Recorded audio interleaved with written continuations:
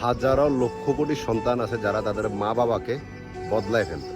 কথাটা শোনার পরে হয়তো অনেকজনের খারাপ লাগতে পারে, কিন্তু কেন বলতেছি পুরো ভিডিওটা কষ্ট করে দেখবেন এবং আপনাদের মতামত অবশ্যই বলে যাবেন। আমি যে তিনটা কাহিনী এখানে বলবো, যেটা আমাদের বর্তমান সমাজের মধ্যে শতকরা আপনি 80% ঘরের মধ্যে এই কাহিনীটা দেখতে পাবেন। ছেলেটা বাংলাদেশে থাকা অবস্থায় একটা মেয়ের সাথে 5 বছরের রিলেশনশিপ থাকে। একটা সময় তার পরিবার থেকে সে লন্ডন যাবে, সবকিছু ভিসা টিজা সব ঠিকঠাক হলো এবং ছেলেটা লন্ডন চলে গেল। যখন লন্ডন গেল ওইখানে পড়ালেখা করতেছিল এবং ভালো মতো তার সংসারও চালাইতেছিল, কিন্তু মোটামুটি ভালো একটা অ্যামাউন্টের টাকা সে এভরি মান্থে দিতেছিল। একটা সময় মেয়েটার পরিবার থেকে বিভিন্ন জায়গা থেকে বিয়ের জন্য দেখতে আসতেছিল। আর এই ঘটনাটা যখন ছেলেটা শুনে, সে শোনার পরে তার পরিবারকে বললো যে দেখো, আমি তো এখন মোটামুটি ঠিক আছি সবকিছু, আর তোমরা জাস্ট ওর ফ্যামিলির সাথে একটু কথা বলো, গিয়ে বলো যে যাতে ওই মেয়েটাকে কোনো জায়গায় বিয়ে না দেয়, আমি আসলে ওরে বিয়ে করে নিয়ে আসবো, সমস্যা নেই, তোমরা একটা রিংও পরাই দিয়ে আসো আর মেয়েটাকে দেখেও আসো। তখন ছেলের মা বাবা দুজনে বললো যে ঠিক আছে, আমরা দেখে আসবো। কিন্তু হঠাৎ করে 2 দিন পর্যন্ত ছেলেটার মেয়েটার সাথে কোনো যোগাযোগ নাই। পরে সে শুনতে পায় যে মেয়েটার নাকি অন্য কোথাও বিয়ে হয়ে গেছে। সে অনেক বেশি যে তার মা বাবার সাথে কথা বলার পরে তার মা বাবা বলতেছে যে আমরা যখন এখানে যাব খোঁজ খবর নিছি, শুনতেছি যে মেয়েটার অলরেডি অন্য জায়গায় বিয়ে ঠিক হয়ে গেছে। ঠিক আছে, তো এই জন্য আমরা যাই নাই। আর আমরা তো চাইছিলাম যে তোর সাথে ওর বিয়ে হোক, এখন ওর যাতে অন্য জায়গায় ওর মা বাবা ঠিক করে ফেলছে, সবকিছু ঠিকঠাক হয়ে গেছে, তো আমরা আর কি করবো, এই জন্য আমরা যাই নাই। তখন ছেলেটা প্রশ্ন করলো যে কথাটা আপনারা আমাকে আগে কেন বলার নাই। মা বাবা বলতেছে যে তুই এখানে টেনশন করবি, এই জন্য আমরা তোকে শুনে নেই। দেন ছেলেটা রিল্যাক্স ছিল, কষ্ট তো সে পাইতেছিল, কান্নাকাটি করে তারপরে নিজেকে সান্ত্বনা দিচ্ছিল। কিন্তু 15 থেকে 20 দিন পরে মেয়েটার একটা বান্ধবীর সাথে এই ছেলেটার যোগাযোগ হয় এবং যোগাযোগ হওয়ার পরে বান্ধবীকে বলে যে ও কেমন আছে, ওর হাজবেন্ডের কাছে গেছে, কেমন আছে।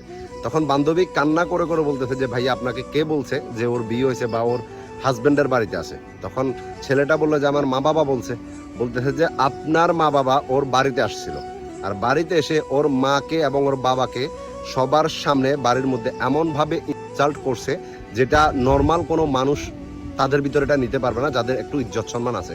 বলতেছে যে কি বলতেছে যে আপনার মা বাবা বলছে যে মানে আপনি নাকি লন্ডন থাকেন, এই জন্য আপনার পিছনে ওনাদের মেয়েকে ওনারা লাগাই দিছে আপনাকে করার জন্য এবং বিয়ে করার জন্য আপনার পিছন ঘুরতেছে। বিভিন্ন রকম ভাবে কথাবার্তা বলে ওনাদেরকে এত বেশি অপমানই করছে যে পরে মেয়েটার বাবা ঘরের মধ্যে গিয়ে মেয়েটা হাত উঠায় এবং একটা সময় ওই কষ্টটা মেয়েটা নিতে পারে না এবং সে নিজে ইট করছে। বুঝতেছেন?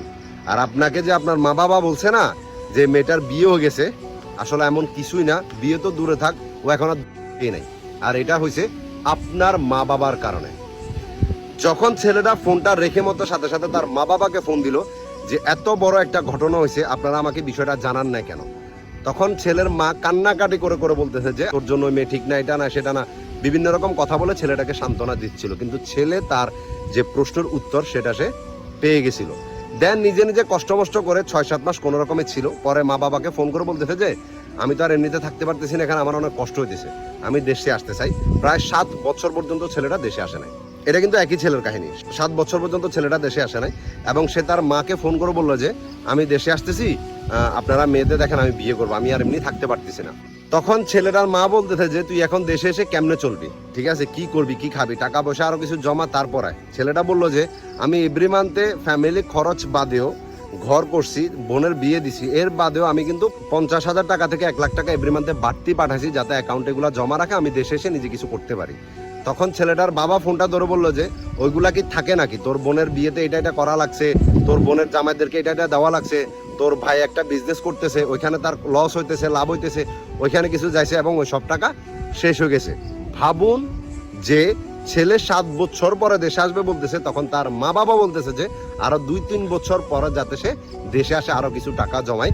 কিন্তু সে 7 বছর পর্যন্ত দোতলা বাড়ি করছে, বোনকে বিয়ে দিছে, ভাইয়ের চাকরির জন্য টাকা দিছে এবং মা বাবাকে সুন্দর মতো চালা যাচ্ছে, জায়গা জমিন তো আরো কিনছে, কিন্তু তারপরেও তার মা বাবা তাকে দেশে আসতে বারণ করতেছে।